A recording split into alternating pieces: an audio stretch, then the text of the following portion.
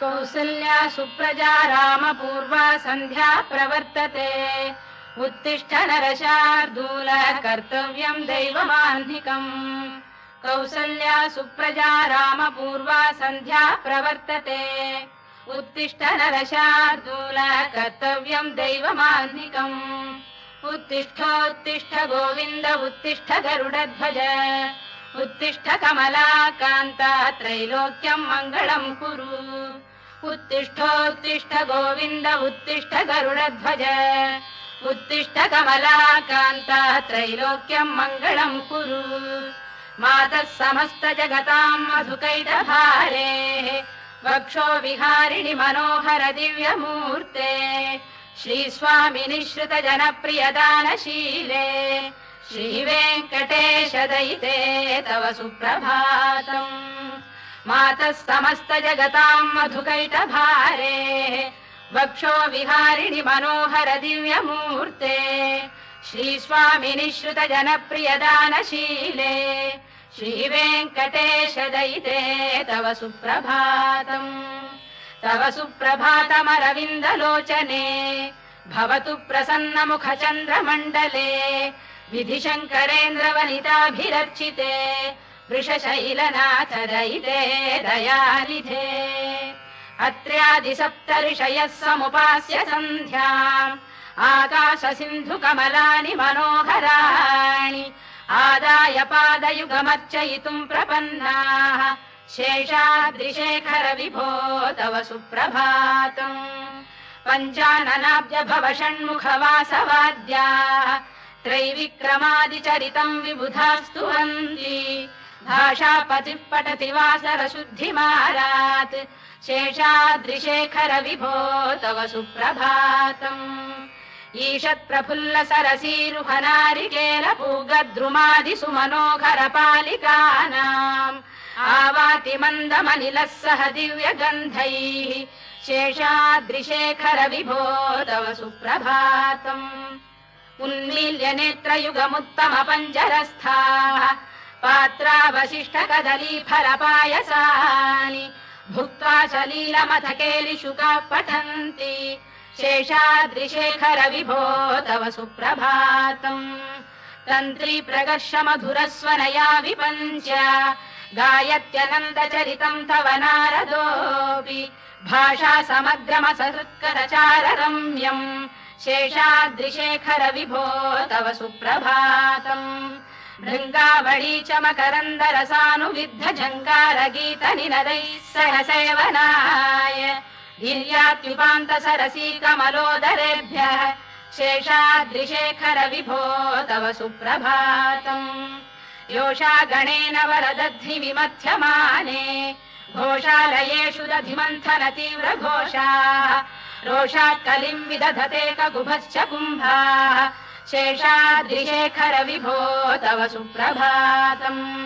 पद्मेश मित्र शतपत्र गतालिवर्गाः हर्तुम् श्रियम् कुवलयस्य निजाङ्गलक्ष्म्या भेरी निनादमिव बिभ्रति तीव्रनादम् शेषाद्रिशेखर विभो तव सुप्रभातम् श्रीमन्नभीष्टवरदाखिल लोकबन्धो श्री श्रीनिवास जगदेक दयैक सिन्धो श्रीदेवतागृह भुजान्तर दिव्यमूर्ते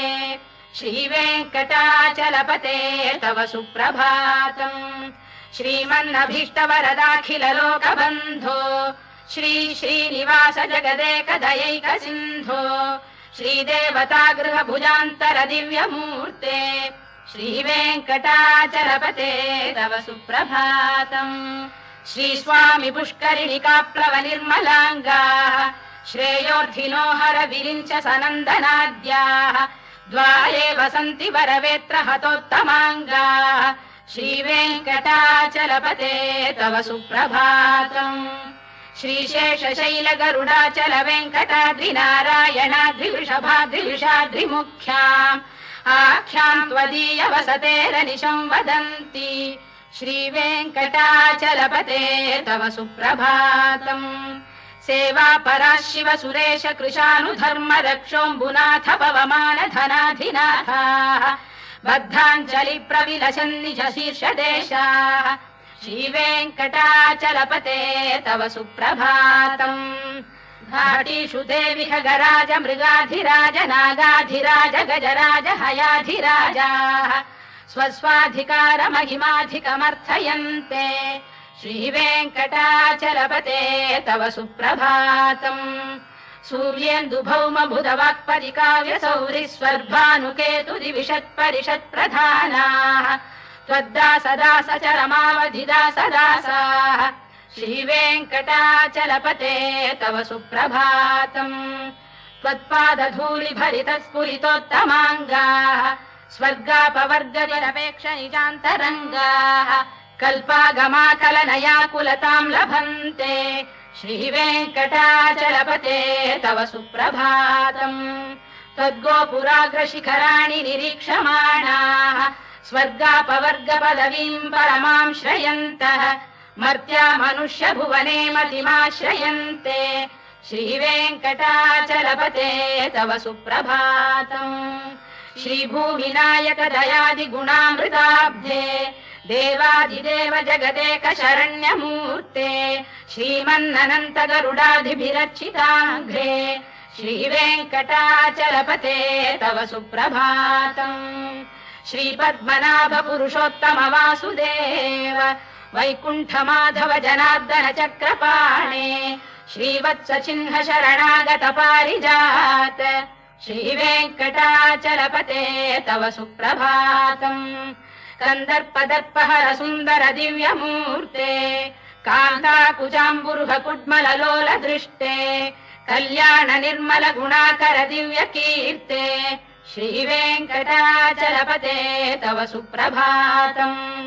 मीनाकृते कमठकोल नृसिंहवर्णिन् स्वामीन् परश्वत तपोधन रामचन्द्र शेषांश रामयदुनन्दन कल्किरूप श्रीवेङ्कटाचलपते तव सुप्रभातम् लेलालवङ्ग घनसार सुगन्धितीर्थम् दिव्यम् वियस्सरिति हेम घटेषु पूर्णम् धृत्वाद्य वैदिक शिखामणयः प्रहृष्टाः तिष्ठन्ति वेङ्कटपते तव सुप्रभातम् भास्वानुदेति विगचानि सरोरुहाणि सम्पूरयन्ति निनदैः कगुभो विहङ्गाः श्रीवैष्णवाः सततमर्थितमङ्गलास्ते धामाश्रयन्ति तव वेङ्कट सुप्रभातम् ब्रह्मादयः सुरवराः समहर्षयस्ते सन्तः सनन्दन मुखास्तव योगिवर्याः धामान्तिके तव हि मङ्गलवस्तु हस्ताः श्रीवेङ्कटाचलपते तव सुप्रभातम् लक्ष्मीनिवास निरवद्य गुणैक सिन्धो संसार सागर समुत्तरणैक सेतो वेदान्त वेद्य निज वैभव भक्त भोग्य श्रीवेङ्कटाचलपते तव सुप्रभातम् लक्ष्मीनिवास निरवद्य गुणैक सिन्धो संसार सागर समुत्तरणैक सेतो वेदान्त वेद्य निज वैभव भक्त भोग्य श्रीवेङ्कटाचलपते तव सुप्रभातम् इत्थम् वृषाचलपतेरिह सुप्रभातम् ये मानवाः प्रतिदिनम् पठितुम् प्रवृत्ताः तेषाम् प्रभात समये स्मृतिरङ्गभाजाम् प्रज्ञाम् परार्थ सुलभाम् परमाम् प्रसूते इत्थम् वृषाचलपतेरिह सुप्रभातम् ये मानवाः प्रतिदिनम् पठितुम् प्रवृत्ताः तेषाम् प्रभात समये स्मृतिरङ्गभाजाम् प्रज्ञाम् परार्थ सुलभाम् परमाम् प्रसूते कमलाकुच चूचुक कुङ्कुमतो नियतारुणितातुल नीलतनो कमलायतलोचन लोकपते विजयी भव वेङ्कटशैलपते कमलाकुच चूचुक कुङ्कुमतो नियतारुणितातुल नीलतनो कमलायतलोचन लोकपते विजयी भव वेङ्कटशैलपते चतुर्मुख षण्मुख पञ्चमुख प्रमुखाखिल दैवत मौलिमणे शरणागत वत्सल सारनिधे परिपालय माम् वृषशैलपते अतिवेलतया तव दुर्विषहैरनुवेल कृतैरपराधशतैः भरितं त्वरितं वृषशैलपते परया कृपया परिपाहि हरे अधिवेङ्कटशैलमुदारमतेर्जनताभिमताधिकदानरतात् परदेवतया गदितान्निगमै कमलादयितान्न परं कलये कलवेणुरवावशगोपवधू शतकोटिवृता स्मरकोटिसमात् रतिवल्लविकाभिमतात् सुखदात् वसुदेवसुतान्न परं कलये अभिराम गुणाकरदाशरथे जगदेकधनुर्धर धीरमते रघुनायक राम रमेश विभो वरदो भवदेव दया जलधे अवनीतनया कमनीयकरं रजनीकर चारुमुखाम्बुरुहम् रजनीचर राजतमो मिहिरं महनीयमहं रघुराममये सुमुखं सुहृदं सुलभं सुखदं स्वनुजं च सुखायममोघशरम् अपहाय रघुद्वहमन्यमहं न कथञ्चन कञ्चन जातु भजे विना वेङ्कटेशं ननाथो ननाथ सदा वेङ्कटेशं स्मरामि स्मरामि हरे वेङ्कटेश प्रसीद प्रसीद प्रियं वेङ्कटेश प्रयच्छ प्रयच्छ विना वेङ्कटेशं ननाथो ननाथः सदा वेङ्कटेशं स्मरामि स्मरामि हरे वेङ्कटेश प्रसीद प्रसीद प्रियं वेङ्कटेश प्रयच्छ प्रयच्छ अहं दूरतस्ते पदाम्भोजयुग्म प्रणामेच्छयागत्य सेवां करोमि सकृत्सेवया नित्यसेवा फलं त्वं प्रयच्छ प्रयच्छ प्रभो वेङ्कटेश अज्ञानिना मया दोषान् शेषान् विहितान् हरे क्षमस्व त्वं शेषशैलशिखामणे अज्ञानिना मया दोषान् शेषान् विहितान् हरे क्षमस्व त्वं शेषशैलशिखामणे ईशानां जगतोऽस्य वेङ्कटपतेर्विष्णोः परां प्रेयसीम् तद्वक्षस्थल नित्यवासरसिकां तत्क्षान्तिसंवर्धिनीम् पद्मालङ्कृतपाणिपल्लवयुगां पद्मासनस्थां श्रियम् वात्सल्यादिगुणोज्ज्वलां भगवतीं वन्दे जगन्मातरम् ईशानां जगतोऽस्य वेङ्कटपतेर्विष्णोः परां प्रेयसीम् तद्वक्षस्थल नित्यवासरसिकां तत्क्षान्तिसंवर्धिनीम् पद्मालङ्कृतपाणिपल्लवयुगां पद्मासनस्थां श्रियम् वात्सल्यादिगुणोज्ज्वलां भगवतीं वन्दे जगन्मातरम् श्रीमन्कृपाजलनिधे कृत सर्वलोक सर्वज्ञ शक्तनत वत्सल सर्वशेषिन् स्वामिन् सुशील सुलभाश्रित पारिजात श्रीवेङ्कटेश चरणौ शरणं प्रपद्ये श्रीमन्कृपाजलनिधे कृत सर्वलोक सर्वज्ञ शक्तनत वत्सल सर्वशेषिन् स्वामिन् सुशील सुलभाश्रित पारिजात श्रीवेङ्कटेश चरणौ शरणं प्रपद्ये आनूपुरार्पित सुजात सुगन्धि पुष्प सौरभ्य सौरभकरौ समसन्निवेशौ सौम्यौ सदानुभवनेऽपि नवानुभाव्यौ श्रीवेङ्कटेश चरणौ शरणं प्रपद्ये सद्यो विकासि समुदित्व रसान्द्र राग सौरभ्य निर्भर सरोरुह साम्यवार्ताम् सम्यक्षु साहस पदेषु विलेखयन्तौ श्रीवेङ्कटेश चरणौ शरणं प्रपद्ये रेखामयध्वज सुधाकलशातपद्रवज्राम्बुशाम्बुरुह कल्पक शङ्ख चक्रैः भव्यैरलङ्कृततलौ परतत्त्वचिह्नैः श्रीवेङ्कटेश चरणौ शरणं प्रपद्ये ताम्रोदरद्युतिपराजित पद्मरागौ बाह्यैर्महोभिरभिभूत महेन्द्रनीलौ उद्यन्नखांशुभिरुदस्त शशाङ्कभासौ श्रीवेङ्कटेश चरणौ शरणं प्रपद्ये सप्रेम भीति कमलाकर पल्लवाभ्याम् संवाहनेऽपि सपदिक्लममादधानौ कान्थाववाङ्मनस गोचर सौकुमार्यौ श्रीवेङ्कटेश चरणौ शरणं प्रपद्ये लक्ष्मीमही तदनुरूप निजानुभाव नीलादि दिव्यमलिशीकर पल्लवानाम् आरुण्य संक्रमण तक्किल सान्द्ररागौ श्रीवेङ्कटेश चरणौ शरणं प्रपद्ये नित्यानमद्विधि शिवादि किरीटकोटि प्रत्युक्त दीप्तनवरत्नमः प्ररोहैः नीराजना विधिमुदारमुपादधानौ श्रीवेङ्कटेश चरणौ शरणं प्रपद्ये विष्णौ पदे परम इत्युदित प्रशंसौ यौ मध्व उत्स इति भोग्यतयाप्युपातौ भूयस्ततेति तव पाणितल प्रतिष्ठौ श्रीवेङ्कटेश चरणौ शरणं प्रपद्ये पार्थाय तत्सदृश सारथिना त्वयैव यौ दर्शितौ स्वचरणौ शरणं व्रजेति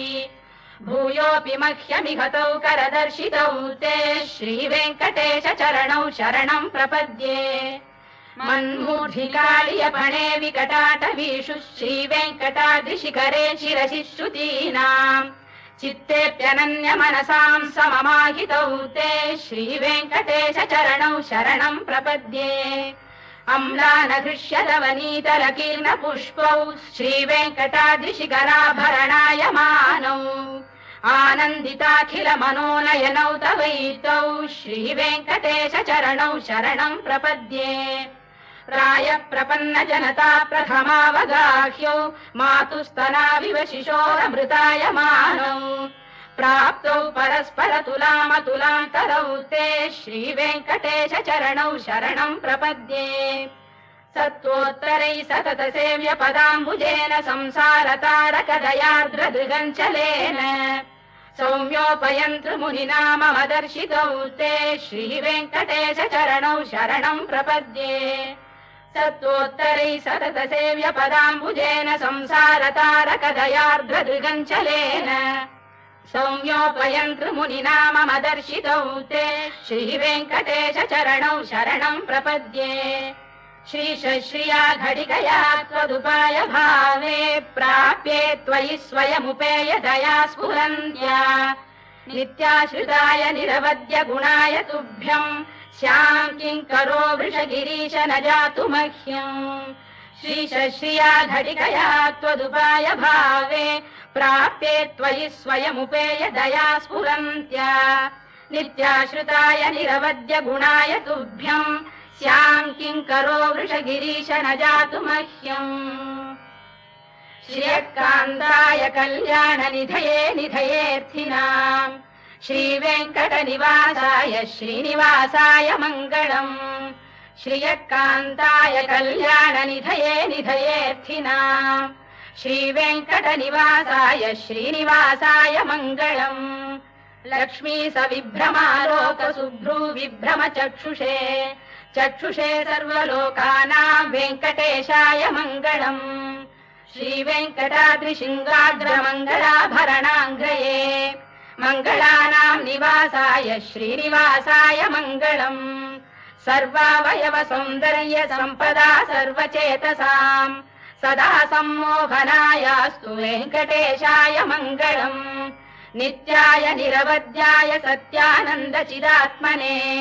सर्वान्तरात्मने श्रीमद्वेङ्कटेशाय मङ्गलम् स्वतः सर्वविदे सर्वशक्तये सर्वशेषिणे सुलभाय सुशीलाय वेङ्कटेशाय मङ्गलम् परस्मै ब्रह्मणे पूर्णकामाय परमात्मने प्रयुञ्जे परतत्त्वाय वेङ्कटेशाय मङ्गलम् आकालतत्त्वमश्रान्तमात्मनामनुपश्यताम् अतृप्त्यमृतरूपाय वेङ्कटेशाय मङ्गलम् प्रायः स्वचरणौ पुंसाम् शरण्यत्वेन पाणिना कृपयाधिशते श्रीमद्वेङ्कटेशाय मङ्गलम् दयामृततरङ्गिण्यास्तरङ्गैरिव शीतलैः अभाङ्गैः सिञ्चते विश्वम् वेङ्कटेशाय मङ्गलम् श्रद्भूषाम्बरहेतीनाम् सुषमावकमूर्तये सर्वार्तिशमनायास्तु वेङ्कटेशाय मङ्गलम् श्रीवैकुण्ठविरक्ताय स्वामि पुष्करिणीतटे रमया रममाणाय वेङ्कटेशाय मङ्गलम् श्रीवैकुण्ठविरक्ताय स्वामि पुष्करिणीतटे रमया रममाणाय वेङ्कटेशाय मङ्गलम् श्रीमत्सुन्दरजामातृमुनिमानसवासिने सर्वलोकनिवासाय श्रीनिवासाय मङ्गलम् मङ्गलाशासनपरैर्मदाचार्य पुरोगमैः सर्वैश्च पूर्वैराचार्यैः सत्कृतायास्तु मङ्गलम्।